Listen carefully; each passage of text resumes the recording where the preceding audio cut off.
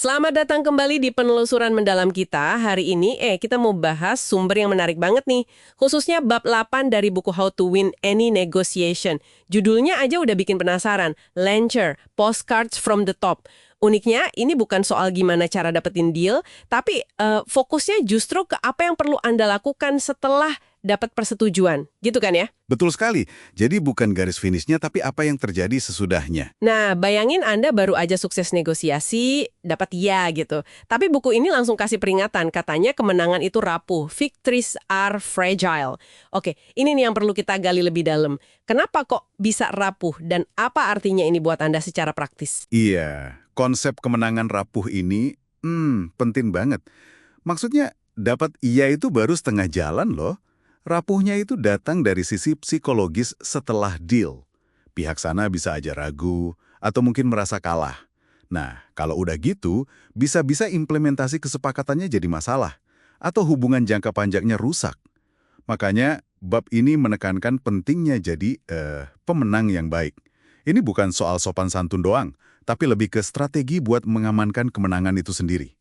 Menarik, menarik. Jadi ada strateginya ya. Salah satunya yang dibahas itu jangan buru-buru memvalidasi keputusan mereka setelah setuju. Misalnya jangan bilang kayak, wah ini keputusan bijak banget, atau Anda dapat tawaran bagus loh. Agak aneh ya kedengerannya. Biasanya kan kita pengen bikin orang lain nyaman sama keputusannya. Kok ini malah disuruh hindari? Gimana tuh? Nah, justru itu jebakannya. Pujian semacam itu, apalagi kalau datangnya cepat dari pihak yang menang, malah bisa bikin alarm di kepala mereka bunyi. Mereka bisa mikir, loh, kok dia senang banget kalau ini bagus buat saya? Jangan-jangan saya yang rugi nih. Gitu. Ini bisa memicu yang namanya penyesalan pembeli atau keraguan yang nggak perlu.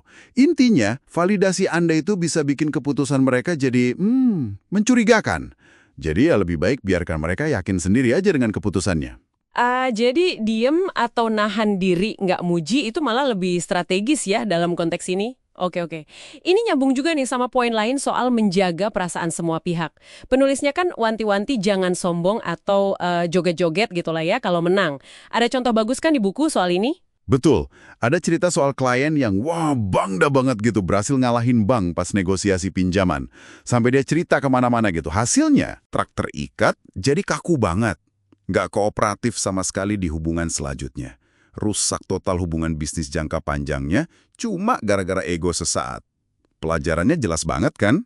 Wah iya. Pemenang yang cerdas itu tahu kapan harus nahan diri. Cukup rayakan dalam hati aja lah. Contoh itu benar-benar nunjukin ya kalau negosiasi itu seringnya bukan cuma transaksi sekali selesai. Tapi ada hubungan yang lanjut. Ngerusak hubungan demi puas sesaat, wah itu nggak strategis banget. Ini ngarah ke taktik lain yang disorot juga nih. Soal perlunya strategi penyelamatan muka. Face saving exit strategy gitu istilahnya. Gimana nih cara kerjanya? Kenapa penting? Apalagi kalau negosiasinya alot. Strategi penyelamatan muka itu, intinya kita kasih narasi atau alasan buat pihak lain nerima hasil tanpa merasa dipermalukan atau kalah telak. Bisa dengan menekankan aspek lain di mana mereka dapat konsesi, atau ya membingkai dealnya sebagai solusi logis buat semua di situasi sulit. Gitu. Tujuannya biar mereka bisa jual hasil negosiasi ini ke internal mereka atau ke diri sendiri dengan lebih mudah. Tanpa ini, pihak yang merasa kalah bisa jadi cari cara buat balas dendam atau nggak jalanin kesepakatan dengan benar. Oke, jadi nyediain jalan keluar terhormat ini bukan basa-basi ya, tapi emang bagian penting buat mastiin dealnya solid dan bisa jalan. Sip.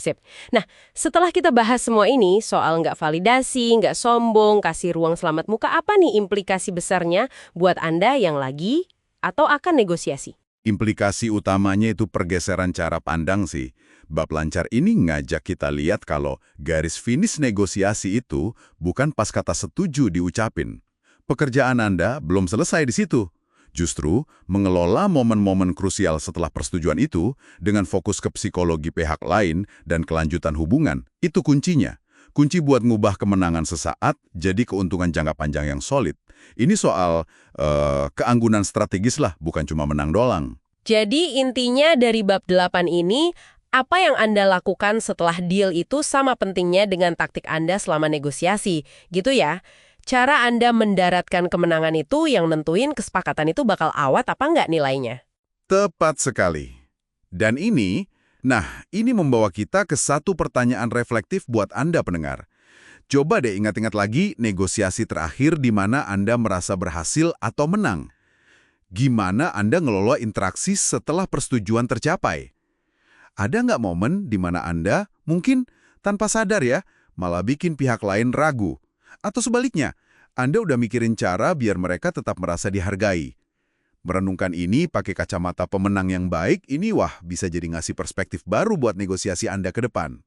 Pertanyaannya bagus banget buat dipikirkan ya. Terima kasih sudah menyimak penelusuran kita kali ini terhadap bab 8, Lancer, Postcards from the Top.